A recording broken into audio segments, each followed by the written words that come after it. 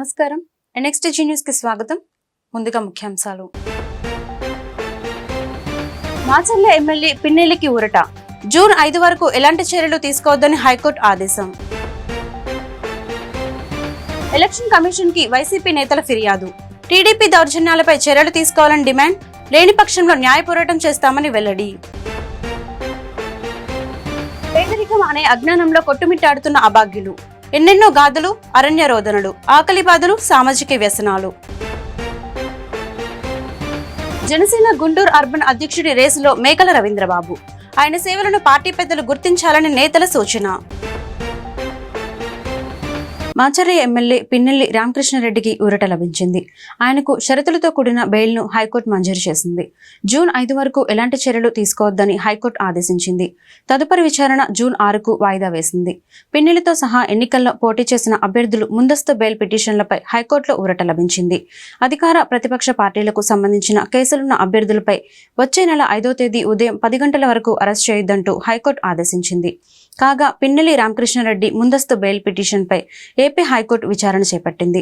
పిన్నెల్లి తరపున న్యాయవాది నిరంజన్ రెడ్డి తన వాదనను వినిపిస్తూ సంఘటన ఈ నెల 13న జరిగితే 15న ఎఫ్ఐఆర్ రిజిస్టర్ చేశారని పేర్కొన్నారు. ముందు ఎఫ్ఐఆర్లో గుర్తు తెలియని వ్యక్తులు అని పేర్కొన్నారని, తర్వాత లోకేష్ ట్విట్టర్లో వీడియోను చూసి ఎన్నికల కమిషన్ చర్యలు తీసుకోవడం నిరంజన్ రెడ్డి అభ్యంతరం వ్యక్తం చేశారు.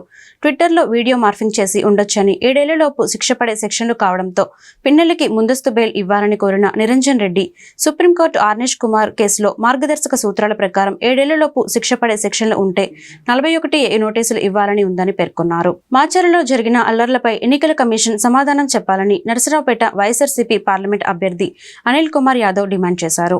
ఎన్నికల్లో నిష్పక్షపాతంగా వ్యవహరించాల్సిన ఎన్నికల కమిషన్ అల్లర్లపై ఎలాంటి చర్యలు తీసుకోలేదని ఆయన ఆరోపించారు. టీడీపీ నేతలు సత్యహరిచంద్రుడు అన్నట్లుగా వ్యవహరిస్తోందని ఆయన దుయ్యబట్టారు. ఈ మేరకు తన ప్రసంగంతో కూడిన వీడియోని తాజాగా అనిల్ కుమార్ విడుదల చేశారు. ఎన్నికల హింస అల్లర్లపై ఈసీ ఎందుకు మౌనంగా ఉందని ప్రశ్నించారు. మాచర్ల నియోజకవర్గంలో అధికారులను మార్చిన తర్వాతే దాడులు, హింసాత్మక ఘటనలు చోటు చేసుకున్నాయన్నారు. టీడీపీ అల్లర్లకు పాల్పడితే అవకాశాలున్నాయని పిన్నెల్లి ముందు నుంచి ఈసీకి లేఖలు రాస్తూనే ఉన్నారని గుర్తు చేశారు. మాచర్లలోని పలు ప్రాంతాల్లో రిగ్గింగ్ జరుగుతోందని, ఎస్సీ, ఎస్టీ, బీసీలపై జరుగుతున్నాయని, జిల్లా ఎస్పీకి ఫోన్ దాడులు చేసినా స్పందించలేదని ఆరోపించారు. టీడీపీ రిగ్గింగ్ చేస్తున్న చోట ఎస్పీ సహకారం అందించారని, టీడీపీ పాల్పడ్డ రిగ్గింగ్పై ఎస్పీ స్పందించకపోతే స్వయంగా పిన్నెల్లి వెళ్లి అడ్డుకున్నారని గుర్తు చేశారు. పాల్వాయి గేటు వద్ద పిన్నెల్లి రామకృష్ణారెడ్డి కొడుకు తల పగలగొట్టిన పోలీసులు స్పందించలేదన్నారు. ఆంధ్రప్రదేశ్లో ఎన్నికల రోజు 9 ఈవీఎంలు ధ్వంసం అయితే పిన్నెల్లి వీడియో మాత్రమే ఎందుకు బయటకు వచ్చిందని ప్రశ్నించారు. ఎమ్మెల్యే గారి గ్రామం అయిన కర్లగుంట కావచ్చు, కేపీగూడెం ఏదైతే కేవలం 4,000 ఓట్లున్న 2 గ్రామాలలో, పక్కపక్క గ్రామాలలో 2 డిఎస్పీలు పెట్టారు మీరు. అదే ఒప్పిచెర్ల 5,000 ఓట్లున్న పక్కన తుమ్మరకోట, చింతపల్లి, పాల్వాయి గేట్లో విపరీతంగా రిగ్గింగ్ జరుగుతూ ఉంది. ఆ ప్రాంతంలో భయభ్రాంతులు చేస్తున్నారని చెప్తున్నా కూడా ఎమ్మెల్యే గారు కానీ, ఎస్పీకి ఫోన్ చేసినా కానీ కనీసం స్పందించాల. ఆ రోజు స్టార్ట్ అయిన రోజు చూసుకున్నా కూడా ముట్టుకూరు గ్రామంలో ఆ రోజు తెలుగుదేశం పార్టీ వాళ్ళు పోయి ఎస్సీలని బీసీలని కొట్టడం కానీ, ఈ రోజు అలాగే తుమ్మరకోట్లో అయితే దాదాపు ఈరోజు ఈసీని అడుగుతా ఉన్నాం మేము. మీరే అన్నారు 9 దగ్గరలా ఈవీఎంలు పగలగొట్టారని. కేవలం ఒక్క రామకృష్ణారెడ్డి గారిది మాత్రమే ఎందుకు రిలీజ్ అయింది? ఈరోజు ఎలా రిలీజ్ అయింది? మీరు రిలీజ్ చేశారా లేకపోతే ఎవరైనా రిలీజ్ చేశారా? కనీసం ఈ రోజున ఈసీ దాని మీద ఎందుకు చర్య చేపట్ల? 9 పగలగొడితే కొరవ 8 ఎందుకు రిలీజ్ కాలేదు? ఈరోజు తుమ్మరకోటకు సంబంధించి తెలుగుదేశం వాళ్ళు పగలగొట్టారు, దాదాపు ఇంకొక దగ్గర పగలగొట్టారు, చింతపల్లిలో రిగ్గింగ్ చేశారు, ఒప్పిచెర్లలో అయితే ఎస్టీలని ఓట్లు లేకపోతే బూత్లో కొట్టుకొని బయటకు తీసుకొచ్చారు.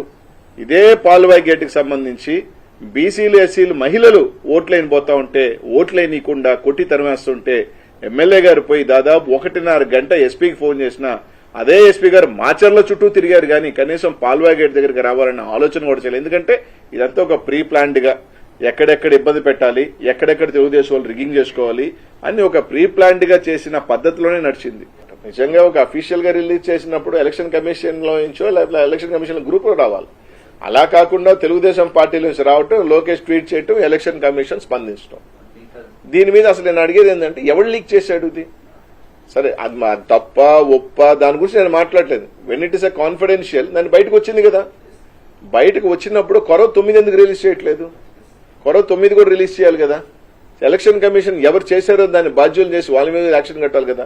ఇట్స్ ఎ కాన్ఫిడెన్షియల్ రిపోర్ట్ బయటకు వచ్చినప్పుడు అవి ఎందుకు తీసుకోవట్లేదు, దాని గురించి మీరు ఎందుకు యాక్షన్ తీసుకోవట్లేదు? సంబంధించిన అధికారులు ఎవరైతే ఉన్నారో వాళ్ళ మీద కూడా చర్యలు చేపట్టాలా లేదా, ఇన్వెస్టిగేషన్ చేయాలా లేదా?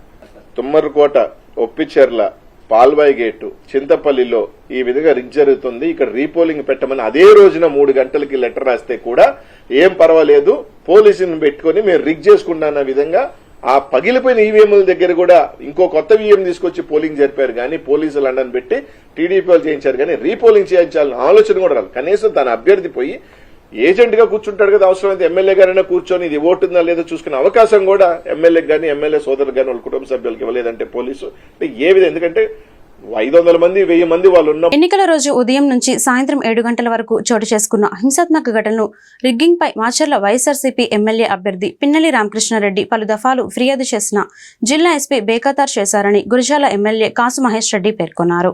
ఎమ్మెల్యే మల్లాది విష్ణు మండలి విప్ లేలా అప్పిరెడ్డితో కలిసి సీఈఓ ముఖేష్ కుమార్ మీనాను గురువారం కలిసిన అనంతరం ఆయన మీడియాతో మాట్లాడారు. టీడీపీ అరాచకాలు, హింసపై ఈసీ సరైన రీతిలో స్పందించకుంటే హైకోర్టు, సుప్రీంకోర్టు వరకు న్యాయ పోరాటం చేస్తామని స్పష్టం చేశారు. పోలింగ్ రోజు ఓటర్లను భయభ్రాంతులకు గురిచేస్తూ ఎస్సీ, ఎస్టీ, బీసీ, మైనార్టీలు, మహిళలపై టీడీపీ మూకలు దాడులు తెగబడ్డారన్నారు. ఈ అరాచకాలపై ఎన్నికల కమిషన్ కు పూర్తి ఆధారాలతో ఫిర్యాదు చేసినట్లు చెప్పారు. టీడీపీ యథేచ్ఛగా రిగ్గింగ్ కు పాల్పడిందని 603 పైగా కేంద్రాలలో రీపోలింగ్ నిర్వహించాలని కోరామన్నారు. వైఎస్ఆర్సీపీకి ఓటు వేసిన వారిపై టీడీపీ మూకలు దాడులకు తెగబడటాన్ని ఉన్నతాధికారుల దృష్టికి తెచ్చినా పోలీసులు మాత్రం స్పందించలేదన్నారు. ఎన్నికల ముందు పోలీస్ అధికారులను ఈసీ ఆకస్మికంగా బదిలీ చేయడంతో హింస చెలరేగిందని చెప్పారు. దీనికి బీజేపీ, టీడీపీ, ఈసీ పూర్తి బాధ్యత వహించాలని స్పష్టం చేశారు. టీడీపీ గుండాలు యథేచ్ఛగా రిగ్గింగ్ చేసినా ఈసీ చర్యలు తీసుకోవడం లేదని విమర్శించారు. ఏదైతే ఎస్సీ, ఎస్టీ, బీసీ, మైనారిటీ వర్గాలు స్వేచ్ఛగా ఓటేస్తున్నారు, అది కూడా జగన్మోహన్ రెడ్డి గారికి అత్యధిక శాతంలో ఓట్లేస్తున్నారనే కోపంతో అనేక ప్రాంతాల్లో అలజడి సృష్టించారు. మే 13వ తేదీ ఆ రోజు పొద్దున 10-11 గంటల నుంచి నేటి వరకు వైఎస్ఆర్సీపీ పార్టీ ఘోషిస్తుంది, పోరాటం చేస్తున్నాం వీటి మీద. ఎక్కడెక్కడ రీపోలింగ్ పెట్టాలి, దాదాపు మాచర్ల, కుప్పం, మార్కాపురం, బాపట్ల, గంగాధర్ నెల్లూరు, వేమూరు, తిరువూరు, రాయచోటి, ఉంగుటూరు, టెక్కలి, జగ్గైపేట, అమలాపురం, ఉరవకొండ, వేమూరు, పొన్నూరు అనేక బూతులు, దాదాపు 60-70 బూతుల్లో రీపోలింగ్ చేయించండి. బూతులు క్యాప్చర్ అయినాయి. ఆ రోజు అట్టడిగిన వర్గాల్ని తరివేశారు. లైవ్లో చూసాం. మాచర్ల వంటి ఘటనలో ఎస్టీ అతను ఓటేయడానికి పోతే ఒక ఓటు తన ఓటు తాను వేసుకోవడానికి పోతే 10-20 మంది టీడీపీ గుండాలు, పనికిరాని ఎదవలు పాపం అతని మీద పడి విచక్షణారహితంగా కొట్టి బూత్ బయటకు తీసుకెళ్ళిపోతూ వాళ్ళు చెప్తున్నారు. ఇంకా ఈ రోజున ఈ రిగ్గింగ్లు జరిగినాయి, కెమెరాలు ఉన్నాయి, ఒకసారి ఎంక్వైరీ చేయించండి అని గత 10 రోజుల నుంచి ఎలక్షన్ కమిషన్ చుట్టూరు తిరుగుతూనే ఉంటాం. ఇది ఒక పోరాటం చేస్తాం. ఎలక్షన్ కమిషన్ మరి ముందుకొచ్చిందా, నిజ నిర్ధారణ చేసిందా, న్యాయం చేసిందా, చేసినట్టు, లేకపోతే హైకోర్టుకు పోతాం, అవసరమైతే సుప్రీంకోర్టుకు పోయి అయినా సరే ఖచ్చితంగా మళ్ళీ ఆ గ్రామాల్లో స్వేచ్ఛగా ఓటేసుకునేటంత వరకు మా ప్రయత్నం కొనసాగుతుంది. ఈ రోజున ఎందుకు చేయాల్సి వచ్చింది మీరు ఈ రిగ్గింగ్లు? YSR Congress party general secretary Appireddy గారు, లీగల్ సెల్ టీం ఈరోజు అంతా కూడా పోయి సవివరంగా ఎన్నికల కమిషన్కి ఒక కంప్లైంట్స్ ఇచ్చాం 2 చోట్ల. ఎక్కడైతే హై రిస్క్ ఉన్నటువంటి పోలింగ్ స్టేషన్స్ ఉన్నాయో ఆ పోలింగ్ స్టేషన్ మీద ముందస్తుగానే వైఎస్ఆర్ కాంగ్రెస్ పార్టీ ఎన్నికల కమిషన్కి దృష్టికి తీసుకెళ్ళింది. దాని మీద అక్కడ గొడవలు జరిగేటటువంటి, ఘర్షణలు జరిగేటటువంటి అవకాశం ఉంది, దీని మీద ముందస్తు చర్యలు తీసుకోవాలి అని చెప్పడం జరిగింది. అవన్నీ కూడా వదిలేశారు. దీంతోపాటు అధికారం చేతిలో ఉంది కదా అని ఎన్నికల కమిషన్ని, ఐపీఎస్ ఆఫీసర్ని బదిలీ చేయండి అని ఒక పక్క చెప్తూనే, ఒక పక్క ఏ అధికారుల్ని పోస్టింగ్స్ ఇవ్వాలో కూడా ఈ కూటమి, ఆంధ్రప్రదేశ్లో పోటీ చేసినటువంటి కూటమి పురంధరేశ్వరి గారు కేంద్ర ఎన్నికల సంఘానికి ఉత్తరం రాయడం ద్వారా ఆంధ్రప్రదేశ్లో మాచర్ల కానీ, గురజాల కానీ, సత్తెనపల్లి కానీ, నరసరావుపేట కానీ ఇలాంటి నియోజకవర్గాల్లో మీరు రాసినటువంటి ఉత్తరం మూలంగా అక్కడ శాంతి భద్రతల సమస్య ఉత్పన్నమైంది అని చెప్పి ఈ సందర్భంగా ఎన్నికల కమిషన్ దృష్టి తీసుకెళ్ళడం జరిగింది. ఎన్నికల కమిషను ఎమ్మెల్యే ఒక పోలింగ్ స్టేషన్లోకి పోయి ఏదో చేశాడు అని చెప్పని, ఎక్కడికో వెళ్ళిపోయాడని చెప్పని, పరారైపోయాడని చెప్పని ఏదో రకరకాలుగా డిమారలైజ్ చేస్తూ వాళ్ళకు ఉన్నటువంటి సర్వశక్తులు కూడా పోలింగ్ అయిపోయినప్పటికీ కూడా ఆ నియోజకవర్గాల్లో వైఎస్ఆర్ కాంగ్రెస్ పార్టీ మీద పెడుతూ, అసలు మేము ఒకటే అడుగుతా ఉన్నాం, ఈరోజు ఆ వీడియోని లోకేష్ ఎందుకు విడుదల చేయాల్సి వచ్చింది? లోకేష్కి ఆయన చేతికి ఏ విధంగా అలా పాల్వాయి గేట్లో ఆ బూత్లో ఉన్నటువంటి వీడియో ఆయన చేతికి ఏ రకంగా వెళ్ళిందో ఎన్నికల కమిషన్ ఆంధ్రప్రదేశ్ ప్రజలకు చెప్పాలి అని చెప్పని కూడా మేము డిమాండ్ చేస్తా ఉన్నాం. ఎందుకు ఎమ్మెల్యే వెళ్ళాల్సి వచ్చింది?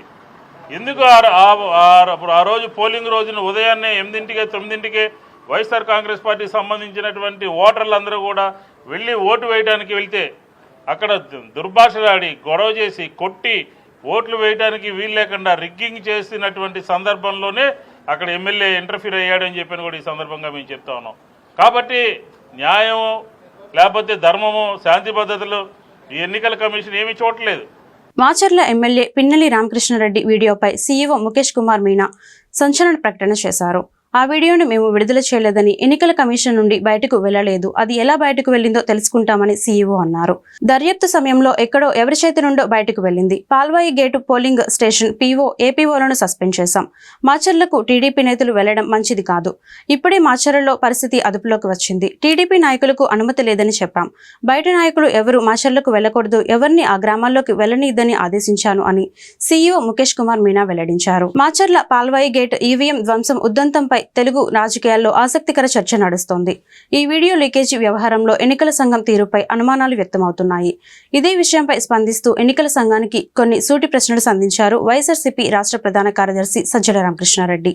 మాచర్ల ఎమ్మెల్యే పిన్నెల్లి రామకృష్ణారెడ్డి ఈవీఎంను ధ్వంసం చేశారని చెబుతున్న పాల్వాయి గేట్ వీడియో నిజమైనదని ఎన్నికల సంఘం ప్రకటిస్తుందా?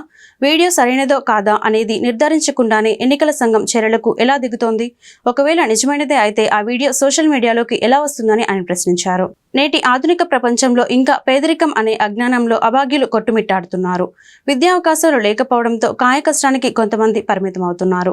ప్రభుత్వ సంక్షేమ పథకాలు కూడా సద్వినియోగం చేసుకోలేక మరికొందరు పేదరికంలో మగ్గిపోతున్నారు.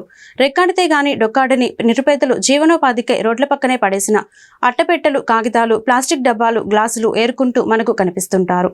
కష్టపడడానికి ఎన్నో రకాల రోజువారీ పనులు ఉన్నప్పటికీ వీరు మాత్రం డంపింగ్ యార్డ్ చుట్టూ తిరుగుతూ పనికిరాని ప్లాస్టిక్ వస్తువులు, ఐరన్ స్క్రాప్ ఏరుకుంటారు. నాగరికతకు దూరంగా ఉన్నట్లు, ఎవరితో తమకు పని లేనట్టు పిల్లలతో కలిసి పనికిరాని వస్తువులు సేకరిస్తారు. ఎంత లేదన్నా వారికి రోజువారీ కూలీ వరకు గిట్టుబాటు అవుతుంది. సుమారు 500 నుంచి 700 వరకు వీరు సంపాదిస్తారు. అయితే మురికి కూపాలలో డంపింగ్ యార్డ్ సమీపంలో తిరగటం వలన వారు అపరిశుభ్రంగా కనిపిస్తారేమో గాని వారిలో ఆశలు, కోరికలు, సంతోషాలు లేకపోలేదు. తమ పెద్దల నుంచి ఈ వృత్తిలో అడుగుపెట్టామే తప్ప వేరే పని చేతకాని నిజాన్ని నిర్భయంగా చెబుతున్నారు. ఉదయం నుంచి మధ్యాహ్నం దాకా కష్టపడితే తమ కూలీ గిట్టుబాటు అవుతుందన్నారు. గుంటూరు నగరంలో జీవిస్తున్న ఈ వ్యక్తుల జీవనగాథలు అరణ్య రోదనలే తప్ప వారిని పట్టించుకున్న నాదులే కరువయ్యారు. ఇది ఇలా ఉంటే వీరి దగ్గర నుంచి స్క్రాప్ను కొనుగోలు చేసిన చిరు వ్యాపారులు ఆటోనగర్లోని ప్లాస్టిక్ అట్టల కంపెనీలకు విక్రయిస్తూ జీవిస్తున్నారు. ఈ వ్యాపారం కూడా లింక్ చైన్లా సిస్టమాటిక్గా కొనసాగుతోంది. పరిసరాల పరిశుభ్రతలో వీరందరూ ప్రముఖ పాత్ర పోషిస్తున్నారు. సాంకేతిక పరిజ్ఞానం పరంగా ప్రపంచమే కుగ్రామంగా మారిన ఈ తరుణంలో విద్యావకాశాలు ఉన్నప్పటికీ పేదరికం, ఆకలి బాధలు, సామాజిక వ్యసనాలు, ఆర్థిక వెనుకబాటుకు, సామాజిక అసమానతలకు బీజం వేస్తుండడంలో ఎలాంటి అతిశయోక్తి కాదమో అనిపిస్తోంది. ఏమేం చేస్తారు మీరు?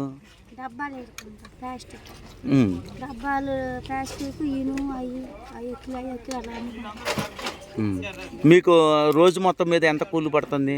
ఒక్కోసారి 400 పడవచ్చు, ఒక్కోసారి 500 పడవచ్చు. మరి ఈ వృత్తి ఎందుకు వేరేది ఎంచుకోవచ్చు కదా? వాటిల్లో కానీ చేస్తే ఇది మంచి వాతావరణం కదా. అలవాట్లు వేస్తారు, ఇది అలవాటు పడ్డా.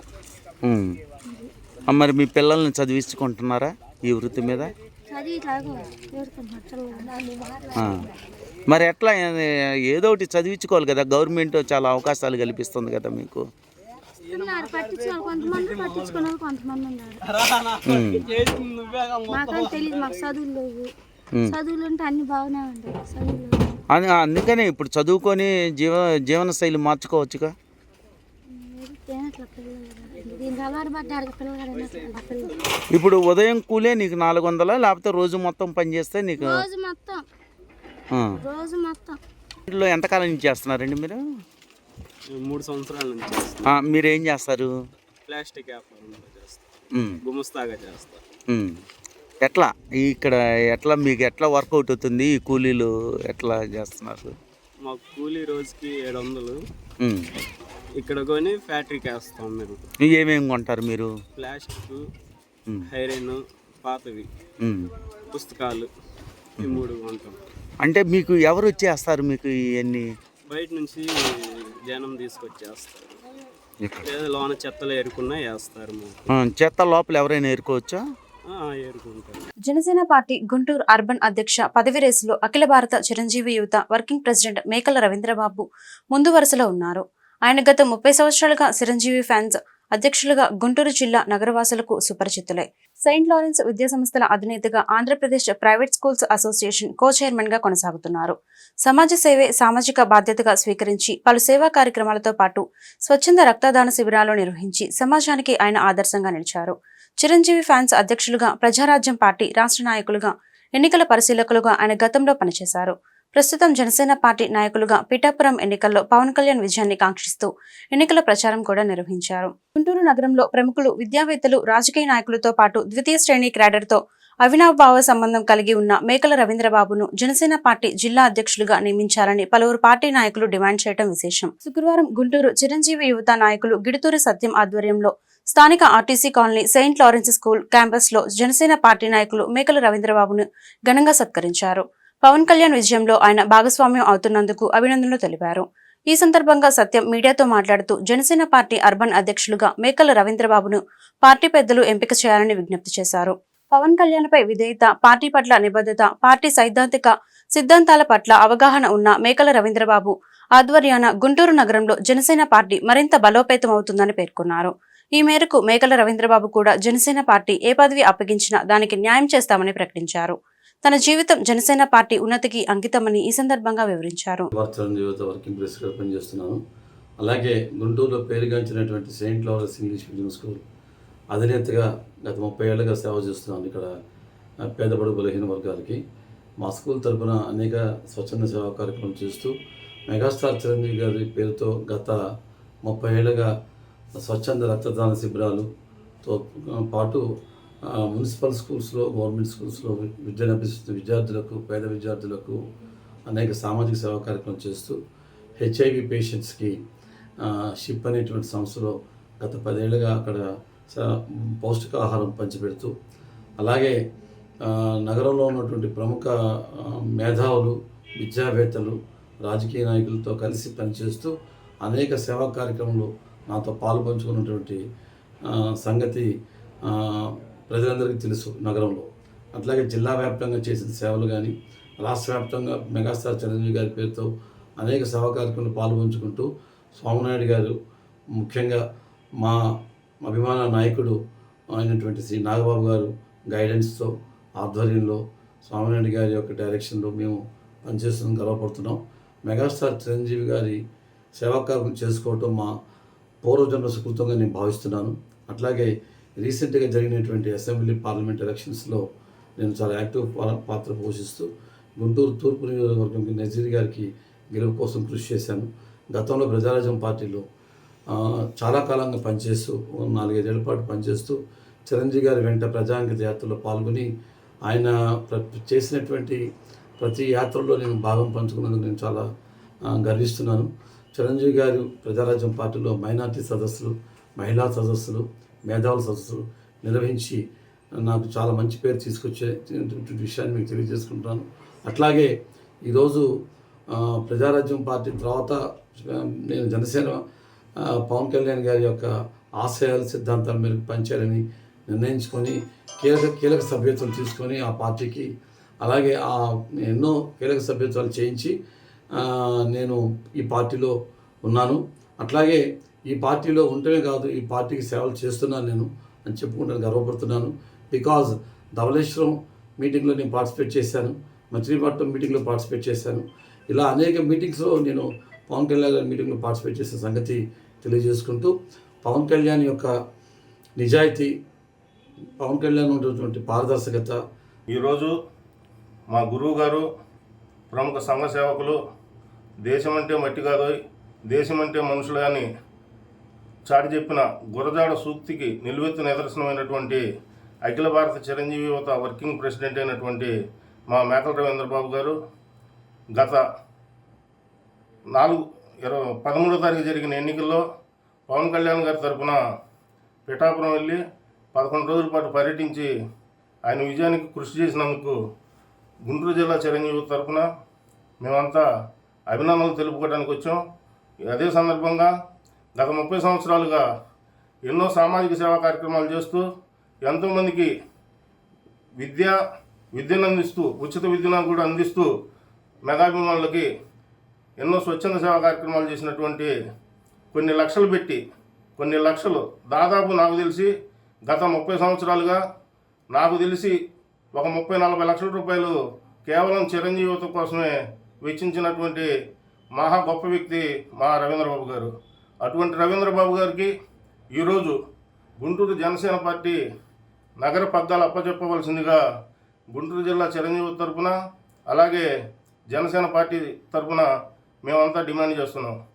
ఎందుకంటే స్వార్థం ఎరిగినటువంటి వ్యక్తి, సామాజిక సేవ చేయాలనే లక్ష్యం ఉన్నటువంటి వ్యక్తి, చిరంజీవిలోని సేవా తత్పరత, పవన్ కళ్యాణ్ గారిలోని నాయకత్వ లక్షణాలు పుణికిపుచ్చుకున్న మా రవీంద్రబాబు గారికి నగరాధ్యక్ష పదవి ఇస్తే మేమంతా బలంగా పనిచేస్తామని చెప్పి. రాష్ట్రంలో 10వ తరగతి అడ్వాన్స్ సప్లిమెంటరీ పరీక్షలు నేటి నుండి ప్రశాంతంగా ప్రారంభమయ్యాయి. 2023-24 విద్యా సంవత్సరంలో ఫెయిల్ అయిన మొత్తం 161,877 మంది విద్యార్థులు ఈ పరీక్షలు రాసేందుకు దరఖాస్తు చేసుకున్నట్లు 10వ తరగతి పరీక్షా విభాగం ప్రకటించింది. వీరిలో 96,938 మంది బాలురు కాగా 64,939 మంది బాలికలు ఉన్నారు. శుక్రవారం నుంచి జూన్ 3వ తేదీ వరకు మొత్తం 9 రోజుల పాటు జరిగే పరీక్షలకు రాష్ట్ర వ్యాప్తంగా 685 పరీక్షా కేంద్రాలు సిద్ధం చేశారు. రెగ్యులర్ పరీక్షల మాదిరిగానే అడ్వాన్స్డ్ సప్లిమెంటరీ పరీక్షలు ఉదయం 9:30 నుంచి మధ్యాహ్నం 12:45 వరకు జరుగుతున్నాయని పరీక్షల విభాగం డైరెక్టర్ డి దేవానంద్ రెడ్డి తెలిపారు. పర్యవేక్షణకు 685 మంది చీఫ్ సూపరింటెండెంట్లు, 685 మంది డిపార్ట్మెంటల్ ఆఫీసర్లు, 6,009 మంది ఇన్విజిలేటర్లతో పాటు 86 ఫ్లయింగ్ స్క్వాడ్లను నియమించారన్నారు. అన్ని పరీక్షా కేంద్రాలను నో ఫోన్ జోన్గా ప్రకటించామని, ఫోన్లు, ఎలక్ట్రానిక్ పరికరాలకు అనుమతి లేదని ప్రకటించారు. డీఈఓల ఆధ్వర్యంలో అన్ని జిల్లా కేంద్రాల్లో పరీక్షలు ముగిసే వరకు కంట్రోల్ రూమ్లు ఏర్పాటు చేయాలని ఆదేశించారు. పశ్చిమ మధ్య బంగాళాఖాతం పరిసరాల్లో అల్పపీడనం కేంద్రీకృతమైంది. ఈ రోజు వాయుగుండంగా బలపడే అవకాశం ఉంది. ఈ నెల 25 నాటికి తుఫానుగా మారనుందని వాతావరణ శాఖ అంచనా వేస్తోంది. రిమోల్ తుఫాన్ ఏపీకి దూరంగా ఒడిశా, పశ్చిమ బెంగాల్ వైపు పయనించే అవకాశం ఉందని వాతావరణ శాఖ అధికారులు పేర్కొన్నారు. నైరుతి రుతుపవనాల్లో చురుకుదనం పెరిగింది. అండమాన్ నికోబార్ పరిసరాల్లో రుతుపవనాలు విస్తరించాయి. జూన్ 1కి కేరళను తాకుతుందని అంచనా. అల్పపీడనం ముందస్తు రుతుపవనాల ప్రభావంతో ఏపీలోని చాలా ప్రాంతాల్లో శుక్రవారం తేలికపాటి వర్షాలు పడే అవకాశం ఉందని వాతావరణ శాఖ తెలిపింది. తుఫాను ప్రభావంతో కోస్తాంధ్ర, రాయలసీమలో శుక్రవారం, శనివారంలో కొన్ని చోట్ల తేలికపాటి నుంచి మోస్తారు వర్షాలు, ఉత్తర కోస్తాంధ్రలో అక్కడక్కడ భారీ వర్షాలు కురిసే అవకాశం ఉందని తెలిపింది. శుక్రవారం పార్వతీపురం, మన్యం, అల్లూరి, కాకినాడ, కోనసీమ, ఏలూరు, ఎన్టీఆర్, శ్రీ సత్యసాయి జిల్లా తేలికపాటి నుంచి మోస్తారు వర్షాలు, శ్రీకాకుళం, అనకాపల్లి, తూర్పు గోదావరి, పశ్చిమ గోదావరి, కృష్ణా, గుంటూరు, ప్రకాశం, బాపట్ల, పల్నాడు, నెల్లూరు, కర్నూలు, నంద్యాల, అనంతపురం, వైఎస్ఆర్, అన్నమయ్య, చిత్తూరు, తిరుపతి జిల్లాలో తేలికపాటి వర్షాలకు ఆస్కారం ఉంది. జూన్ 4వ తేదీన జరిగే ఎన్నికల కౌంటింగ్ ప్రక్రియను పారదర్శకంగా అధికారులు నిర్వహించాలని గుంటూరు తూర్పు నియోజకవర్గ కూటమి ఎమ్మెల్యే అభ్యర్థి నజీర్ అహ్మద్ కోరారు. అలాగే పోస్టల్ బ్యాలెట్ ఓట్ల లెక్కింపుకు అనువుగా టేబుల్స్ ఏర్పాటు చేయాలని డిమాండ్ చేశారు. గుంటూరు నగర కమిషనర్, తూర్పు నియోజకవర్గ ఎన్నికల రిటర్నింగ్ అధికారి కీర్తి చేకూరుని నజీర్ అహ్మద్ గురువారం కలిశారు.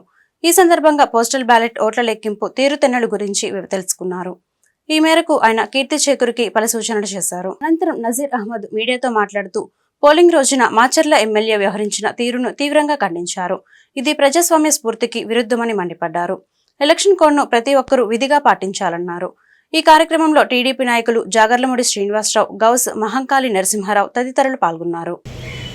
అధికారమే పరమావధిగా ఎన్నికల్లో మాచర్ల ప్రాంతంలో జరిగినటువంటి దాష్టికాలు మనందరం కూడా, రాష్ట్రంలో ఉన్నటువంటి ప్రజలందరూ కూడా చూస్తూ ఉన్నారు. గతంలో ఎప్పుడు లేనటువంటి విధంగా ఒక శాసనసభ్యుడు ప్రజాస్వామ్యాన్ని కూని చేసేటువంటి విధంగా ఈవీఎంలను బద్దలు కొట్టేటువంటి కార్యక్రమం చేస్తూ ఉంటే ఈరోజు ఎలక్షన్ కమిషన్ మీద అలాగే ఎన్నికల నియమావళి మీద ఆలోచించాల్సినటువంటి పరిస్థితులు ఉన్నాయి.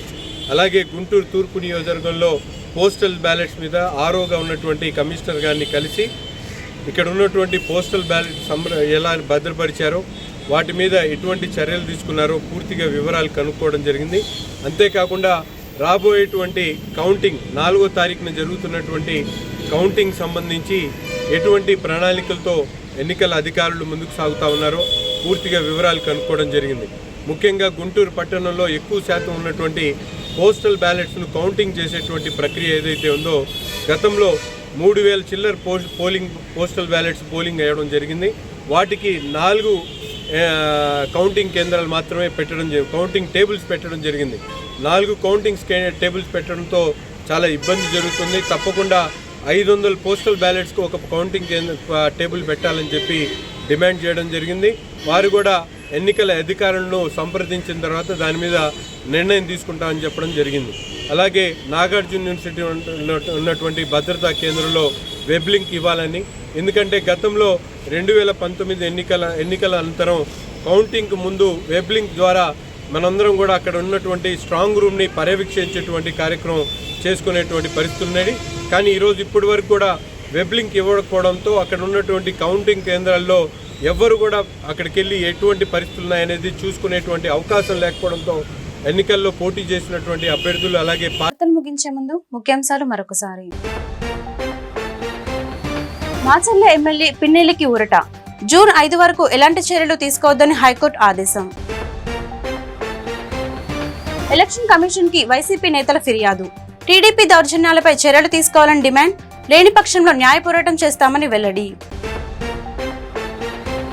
పేదరికం అనే అజ్ఞానంలో కొట్టుమిట్టాడుతున్న అభాగ్యులు. ఎన్నెన్నో గాథలు, అరణ్య రోదనలు, ఆకలి బాధలు, సామాజిక వ్యసనాలు. జనసేన గుంటూరు అర్బన్ అధ్యక్షుడి రేసులో మేకల రవీంద్రబాబు. ఆయన సేవలను పార్టీ పెద్దలు గుర్తించాలని నేతల సూచన. ఈ వార్తలు ఇంతటితో సమాప్తం. మరొక బులెటిన్లో మళ్ళీ కలుద్దాం. అంతవరకు సెలవు. నమస్కారం.